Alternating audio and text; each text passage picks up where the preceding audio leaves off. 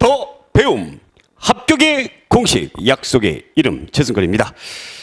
우리가 이제 고려사 중세 고려사 문벌귀족 사회와 무신정변 이 단원을 배우는데 앞에서 제가 고려사를 한번 흐름을 쭉 정리를 해드렸죠. 예, 그거를 참조를 해서 공부를 하시면 좋을 것 같습니다. 문벌귀족 사회, 문벌귀족은 과연 누구고 또 이들이 어떠한 모순점을 가지고 있었나, 또 문벌귀족들이 무신들에 의해서 역사의 뒤안길로 물러가게 되는 그런 과정들을 한번 알아보도록 하겠습니다.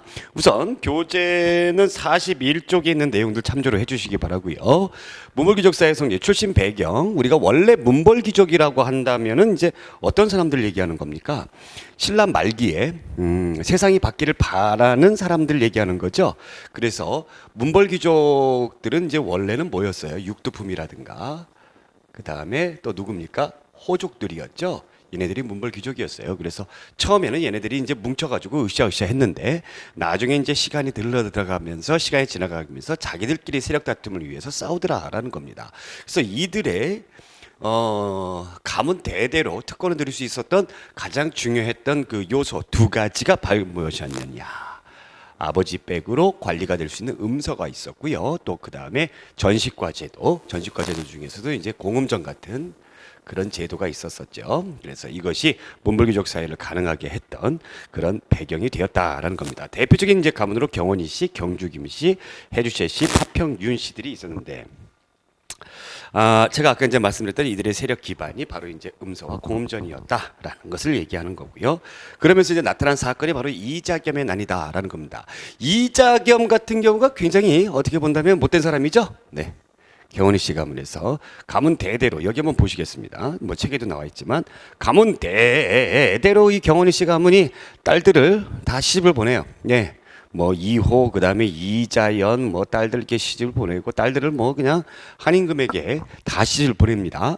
또 이제 이의 이석의 딸들, 뭐 형제들이 또 이제 시집 보내고, 그래서 쭉쭉쭉 가다 보니까 여기 보시면 예종 때 들어가게 되면서 이자겸의 딸 문경태후 보내고요. 그다음에 예종의 뒤를 이어서 인종 이자겸의 딸 두 명을 보내더라라는 얘기죠. 족보가 어떻게 본다면 이상한 족보가 될 수 있다라는 것을 볼 수가 있겠죠. 그렇죠?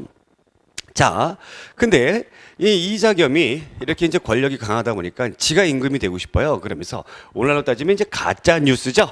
가짜 뉴스를 자기가 퍼뜨립니다. 자기가 만들어서 자기가 퍼뜨려요. 18자가 왕이 될 것이다라는 겁니다. 18자가 왕이 될 것이다. 18자, 그 한자로 10이죠. 8이죠. 그다음에 자죠. 자. 아들 자자. 그래서 이게 발음 뭡니까? 이 씨가 왕이 된다라는 겁니다. 그러니까 이제 어떻게 합니까? 당시에 있었던 이 인종이 무서운 겁니다. 누가? 자기의 외할아버지이자 그 다음에 장인어른 이자겸이 무서운 거예요. 그래서 이자겸을 제거하려고 했으나 이것이 실패로 돌아가게 되고, 그래서 이자겸이 난을 일으킵니다. 인종은 이제 힘이 없죠. 힘이 없어서 한 가지 아주 꾀를 냈습니다. 예, 잘 낸 거죠. 뭐 살기 위해서 어쩔 수가 없었던 이자겸의 오른팔이었던 척준경이라는 문벌 귀족을 매수해서 꼬셔가지고 결국에는 이자겸을 제거하더라라는 얘기입니다. 척준경 같은 경우도 결국엔 김부식과 정지상 이 사람에 의해서 제거가 됩니다. 자, 이 사건을 놓고 봤을 때, 결과론적으로 놓고 봤을 때 어떠한 결과를 보여줄 수가 있느냐. 왕권이 어떻게 됐다? 왕권이 실추됐다라는 거죠.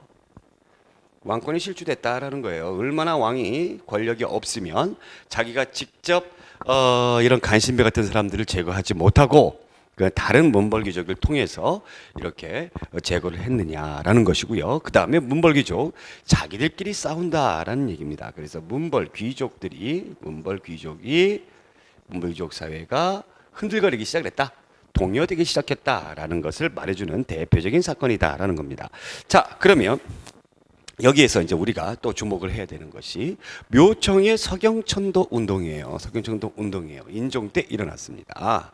자, 배경을 보게 되면 왕권이 이제 실추된 그런 배경이 있었죠. 그래서 실추된 왕권을 당시 인종이 어떻게 하면 좀 다시 올려 세워볼까라는 그런 생각을 가지고 있었던 것이죠. 자, 또 한 가지는 고려인들의 자존심이 굉장히 상했어요. 왜 상했냐면, 부모의 나라로 섬겼던, 우리가 발해 시절에는 말갈이라고도 불리웠던 그런 얘기가 전하는 그런 여진족들이 오히려 강성해져서 군신 관계를 요구했죠. 자, 그런데 당시에 최고 집권자였던 이자겸이 이들의 요구를 들어줬습니다. 그러니 고려인들의 자존심이 엄청나게 상할 수밖에 없었죠. 그래서 거기에 배경을 두고 있더라라는 얘기입니다. 왕권이 하락을 하게 되었고, 또 그 다음에 금국에 대한 금나라 4대의 예가 있었다라는 겁니다. 자, 그래서 인종이 정지상이라는 사람을 불러가지고 이야기를 하죠. 어떻게 했으면 좋겠어? 그랬더니 정지상이 제 고향 서경에 아주 용한 스님이 있는데 그 스님의 말씀을 한번 들어보시는 게 어떻겠습니까? 라고 이야기를 합니다. 그러자 그 스님께서 바로 누구죠? 묘청이라는 스님이죠. 이 묘청이라는 스님께서 세 가지를 이야기를 하죠. 바로 무엇입니까? 서경으로 수도를 옮기면 될 것입니다. 풍수지리설에 입각해서 개경은 이미 그 모든 지덕이 다 쇠했고 서경으로 옮기면 술이 술술 풀릴 것입니다. 자, 그 다음에 황제라 칭하고 연호를 세우고 또 그 다음에 금나라를 쳐보십시다라고 이야기를 합니다. 그래서 세 가지 꼭 알아두시기 바랍니다. 서경천도, 금국정벌, 칭제 권원을 주장했다라는 겁니다. 그래서 열심히 서경으로 어떻게 했습니까? 수도를 옮기고자 했습니다. 그러다가 누가 개경의 근거지를 두고 있는 이 개경파 문벌귀족들이 굉장히 반대를 했던 거예요. 결국에 그러다 보니까는 당시 인종이 서경천도를 취소를 하게 돼버리는 거죠. 자, 그렇다면 묘청과 정지상과 같은 서경파 문벌귀족들은 낙동강 오리알 신사가 되어버리는 거죠. 그래서 어떻게 합니까? 계속 서경천도를 추진하면서 나라를 세웁니다. 나라를 대위국이라고 하고 연호를 1000개 그리고 궁궐을 딱 짓습니다. 1년여 동안의 개경파와 서경파들의 그런 싸움에서 결국에는 개경파가 승리를 하게 되면서 묘청의 서경천도 운동은 실패로 끝난다라는 얘기입니다. 그러나 그 의미가 있다라는 거죠. 이 고려인의 자주의식을 표현하는 아주 중요한 의의가 있었다라는 거죠. 또 한 가지, 묘청의 서경천도 운동이 실패로 끝나면서 더 이상 태조 왕건 때부터 주장을 해왔던 북진 정책은 좌절되기 시작을 합니다. 이 부분을 우리가 단재 신천 선생님이 굉장히 안타깝게 말씀하셨죠. 신천 선생님이 조선 역사상 1000년 내, 그러니까 신천 선생님이 살고 계셨던 그 시대에, 지금부터 약 100여 년 전에 조선 역사상 약 1000년 내의 제1대 사건, 가장 안타까운 사건이다 라고 말씀을 하셨습니다. 자, 그럼 개경파와 서경파를 비교한 표를 한번 잠깐 보겠고요. 개경파는 개경을 근거로 했고요. 중심사상은 유교. 그 다음에 학파는 한학파. 한학이 이제 중국이니까요. 특징은 사대적, 보수적, 중국적이다라는 거죠. 유교가 중국에서 나왔기 때문에 유교를 받아들인다라는 것은 어느 정도 사대주의적인 그런 부분이 있는 겁니다. 반대로 서경파 같은 경우 서경을 근거로 했고요. 풍수지리설, 그 다음에 난가사상, 불가사상. 자, 난가, 화랑. 그 다음에 불가, 불교죠. 그래서 또 구풍파다. 우리 것을 소중히 여긴다라는 거죠. 신천 선생님이 그래서 묘청의 서경천도 운동 이 부분을 난가대, 사대, 한학파대, 구풍파대 이런 식으로 대결이다라고 말씀하셨었어요. 그리고 진취적, 자주적인 그런 모습을 보이고 있다라는 겁니다. 자, 이것이 이제 묘청의 서경천도 운동. 조선 상고사에 나와 있는 신천 선생님의 묘청의 서경천도 운동, 거기에 교재 43쪽에 잘 기술이 되어 있으니까 이것을 여러분들이 잘 보시기 바랍니다. 자, 그렇다면 이 문벌귀족 사회가 서로 이제 흔들흔들 거리죠. 이자겸한테도 흔들거렸지만 묘청의 서경천도 운동 때도 개경파 문벌귀족하고 서경파 문벌귀족하고 흔들흔들 거렸다라는 겁니다. 결국엔 이런 문벌귀족 사회가 무너지게 돼버립니다. 왜 무너지게 되느냐? 바로 무신들에 의해서 무너지게 된다라는 거죠. 역사는 참 재미있는 것이 단추를 잘못 끼우게 되면은 그 잘못 낀 그 단추에 의해서 이 큰 사건이 벌어져요. 개경파와 서경파의 싸움에서 개경파가 이겼죠. 개경파의 우두머리가 누구였습니까?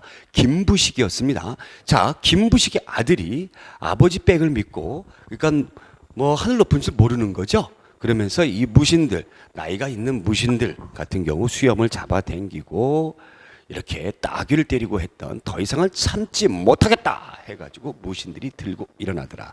이것이 이제 인종 다음에 의종 때 있었던 일입니다. 배경 보시면은 배경은 이제 무신들에 대한 어떤 차별 대우죠. 또 과거 시험에서도 고려 시대에는 무신들을 뽑는 무과가 없습니다. 그러니 뭐 강감찬이니 윤관이니 이런 사람들 같은 경우에는 무신들이 아니라 문신들이었다라는 거죠. 그래서 최고 고위직은 사령관직도 문신들이 겸직을 했다라는 겁니다. 특히 하급 군인들 같은 경우에는 급료도 주지 않았다라는 거죠. 먹고 살기도 힘들고 사회적인 차별 대우도 있고 이런 것들이 무신들의 불만의 배경이 되었다라는 겁니다.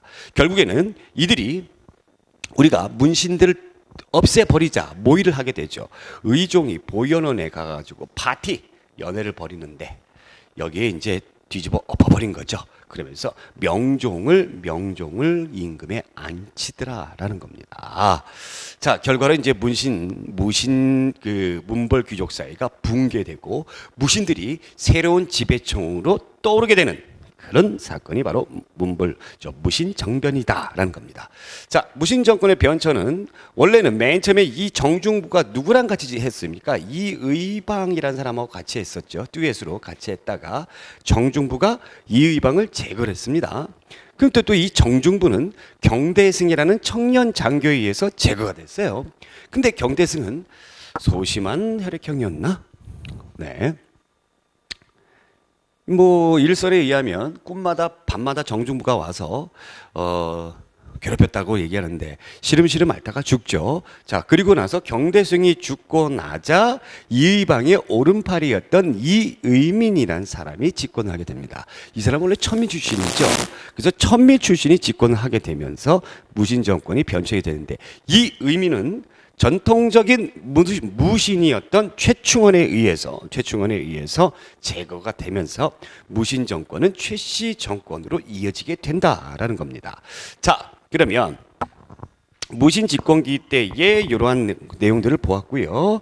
잠깐 보시면 김보당이라는 사람이 어떻게 했습니까? 정중부 이의방이 집권을 했을 때에 난을 일으켰어요. 난을 일으켰습니다. 여기서 이제 제거가 됐던 폐위가 됐던 의종을 복위 운동을 했어요. 자, 이때 이것이 실패되면서 의종을 살해했던 사람이 바로 이의민입니다. 의종을 일설에 의하면 허리를 꺾여서 죽였다라는 그런 일설이 있습니다. 자, 그러면 여기 이제 잠깐 요 밑에 있는 표부터 보겠습니다. 무신들이 집권을 했을 때 정중부부터 쭉까지 국가의 최고 기구는 바로 중방이었습니다. 정중부할 때 중자죠. 중방. 군인들이 모여서 회의하는 기구가 국가 최고 기구가 되었다라는 겁니다. 경대승 때의 도방은 사병기구였어요. 자기 신변 보호를 하기 위한 그는 사병기구였는데 이것이 국가의 최고 기구적인 역할을 했었고요. 자, 최충원이 집권하게 됐는데 최충원은 교정도감, 이 세상을 바르게 교체해야 되겠다 해서 교정도감을 설치했습니다. 교정도감의 우두머리인 교정별감을 자기가 했고요. 그 다음에 자기 신변 보호를 해주는 역시 도방 사병기구를 만들었다는 거죠. 최씨 정권에서 가장 오랫동안 집권을 했던 사람은 바로 이 최우입니다. 최우가 집권하게 되는데 최우는 교정도감 위에 인사행정기구인 정방과 그 다음에 최우는 약간 무신이면서도 이런 학문이라든가 이런 것을 굉장히 우대했던 사람이에요. 자, 그러다 보니까 문신들을 등용하기 위한 서방 같은 것을 두었다라는 겁니다. 자, 그리고 삼별초라는 사별기구가 있었는데 결론적으로 얘기한다면 최씨 정권을 가능하게 했던 정치적 기구는 교정도감과 정방이었고요. 그 다음에 사병기구는 도방과 삼별초였다라는 거죠. 자, 그런데 이 삼별초 우리가 몽골과의 항쟁으로 잘 알고 있었던 이 삼별초는 원래 최씨 정권을 지켜주는 사병기구였어요. 야별초라고 불렀습니다. 밤에 순찰 도는 부대. 그런데 사람들이 이 부대에 들어가게 되면 출세할지도 모른다. 그러면서 너도 나도 이 야별초에 들어가게 됐던 거죠. 그래서 야별초가 너무 많아집니다. 그래서 야별초를 둘로 나눠줘요. 좌별초와 우별초로 나눠주게 되고 그 다음에 몽골군으로 포로로 잡혔다가 돌아왔던 우리나라 고려군들 신의군 해가지고 좌별초, 우별초, 신의군으로 만들어졌다라는 겁니다. 그래서 별초가 3개다. 그래서 삼별초다. 최후가 죽고 나서 최항, 최이가 있었으나 결국에는 오래 집권하지 못하고요. 결국에 최씨 정권이 무너지게 됩니다. 그 이후에 김준, 이면, 임유무 같은 사람들도 있었으나 크게 집권하지 못한다라는 겁니다. 특히 여기에 나오는 이 최후 같은 경우에는 최후가 집권했을 당시에 몽골이 쳐들어와요. 몽골이 쳐들어왔는데 이 최후가 어떻게 합니까? 몽골과 항전을 하기 위해서 수도를 어디로 옮깁니까? 강화도로 옮기죠. 그래서 최씨 정권이 무너지고 나서 이 삼별초가 결국에 몽골과 끝까지 항전하게 되는 배경도 이 최씨 정권과 깊은 연관이 있다라는 겁니다. 그래서 결국에는 최씨 무신 정권까지 이 무신 정변이 있었다라는 겁니다. 자, 그런데 이 시기 무신 집권기 때에 특히 고려 시대의 사회가 흔들흔들거리기 시작을 했어요. 왜냐하면 이 무신들은 정치 전문가가 아니에요. 이 정치가들이 문벌귀족과 같은 정치가들이 아무리 정치를 잘 못한다고 하더라도 무신들보다 군인들보다는 낫더라라는 얘기입니다. 그래서 또 무신들이 집권을 했을 때에 굉장히 더 많이 수탈을 하더라라는 얘기입니다. 백성들을. 자, 또 한 가지는 신분제 자체가 흔들거리기 시작을 해요. 왜? 천민 출신 가운데서 최고 집권자가 되었던 바로 누구? 이 의민이 이런 천민들에게 하층민들에게 꿈과 희망을 주었다라는 겁니다. 야, 천민 출신이 최고 집권자가 되었어. 그럼 나도 할 수 있겠구나. 이런 생각들을 했다라는 겁니다. 자, 그러면 이 시대 때의 사회 봉기를 보게 되면 우선 김보당의 날입니다. 김보당은 무신 집권을 반대했었고 아까도 제가 말씀드렸습니다만 의정보기를 시도했다가 실패로 끝났던 사람이고요. 그 다음에 서경유수예요. 서경유수, 조위총, 서경유수. 그러니까 하층민이 아니죠. 이 사람들이 백성들을 모아서 난을 일으켰던 것이 바로 조위총의 난이다. 그러니까 김보당과 조위총 같은 경우에는 하층민이 아니라 지배층이 들고 일어났던 난이고요. 그 다음에 이 문벌귀족들이 무너지게 되면서 교종이 쇠퇴를 하게 됩니다. 이 교종 같은 경우에는 귀족들이 후원을 받았던 종파였기 때문에 문벌귀족이 몰락하다 보니까 교종이 쇠퇴를 해요. 그래서 이런 귀법사라든가 중광사 같은 절에서 난을 일으켰습니다. 자, 이제 본격적으로 하층민들의 난을 한번 알아볼 텐데 망이 망소위의 난이 일어났는데 망이 망소의 형제들이 들고 일어났죠. 어디에서 들고 일어납니까? 공주 명학소라는 곳에서 들고 일어납니다. 공주 명학소예요. 소. 나중에 시스템에 대해서 이제 자세하게 이제 말씀드리겠습니다만 고려 시대 때 특수 행정 구역이 있었죠. 향부곡소. 이 소입니다. 향부곡은 국가가 필요로 했던 어떤 식량 그렇죠? 그래서 농사를 짓는 곳이고요. 소 같은 경우 국가에게 물품을 제공하지는 수공업을 하는 곳이었죠. 자, 그러다 보니까 여기에 사는 사람들은 신분이 농민임에도 불구하고 천민 취급을 받았고 과거 시험을 볼 수도 없었고 거주 이전의 자유도 없었다라는 겁니다. 결국에 이 시기 때에 망이 망소위의 난이 공주 명학소에서 들고 일어났다. 자, 그다음에 신분 해방 운동과 관련된 거 여러분들 전주에서 관청에 소속된 관노비들이 난을 일으켰고요. 그다음에 김삼이 효심이 운문과 초전에서 경상도입니다. 여기 농민들이 들고 일어났고요. 만적의 난이 있습니다. 만적의 난. 여기 보시면 왕후 장상의 씨가 따로 있겠느냐.